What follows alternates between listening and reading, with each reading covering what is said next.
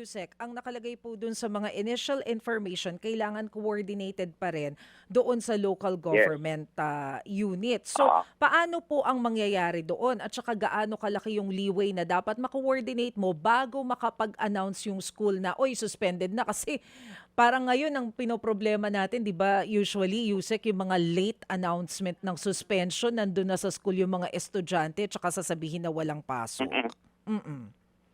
Well, ang default natin ngayon, number one, we're actually proposing, no?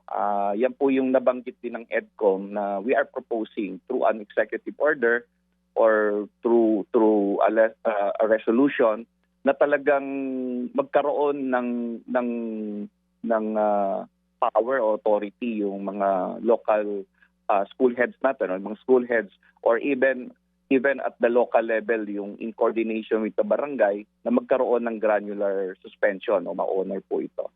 Ang default po natin ngayon is really LGU. So what the mechanism would be, it will be upon the recommendation of the school head.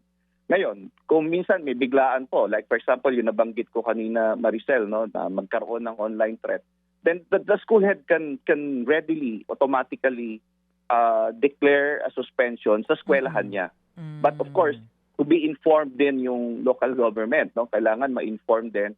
At meron din po kaming internal mechanism, which is the division office, yung superintendent po natin. So inform the superintendent, then superintendent can directly inform naman yung ating city mayor, yung municipal mayors, or even up to the level of the governor. So, andun ho yung, in place ho yung mekanismo na yon of coordination between DepEd and our local government unit.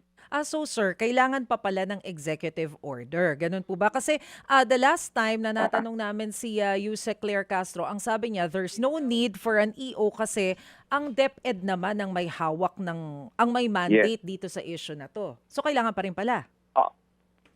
Yun po yung pinag-uusapan ngayon, no? Kasi, well, it will be good kung hindi nakakailanganin ng executive order, but since it involves local government unit at wala naman po kaming jurisdiction over, ang DepEd po ay walang jurisdiction over the LGUs, so tinignan po namin na baka kailanganin yung mekanismo ng isang executive order. But ito po yung pinag-uusapan ngayon, Ms. Maricel, no? Kung ano po yung magiging mekanismo para po dito. So prepared po tayo. We have already drafted, no? If it will be necessary, we have already drafted the proposed executive order to be submitted and to subject for the approval of the Office of the President. Or kung hindi man kakailanganin na, then pag-uusapan namin. Kasi meron din po kaming internal issuance na ho rito, Ms. Maricel.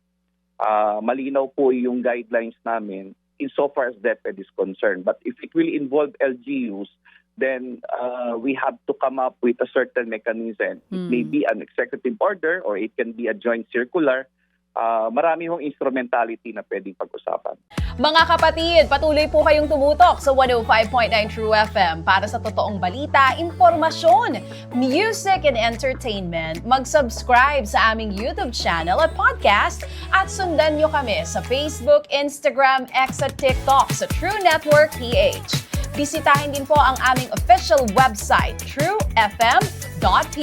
At panoorin din kami sa True TV Signal, Channel 19. Kami po ang 105.9 True FM.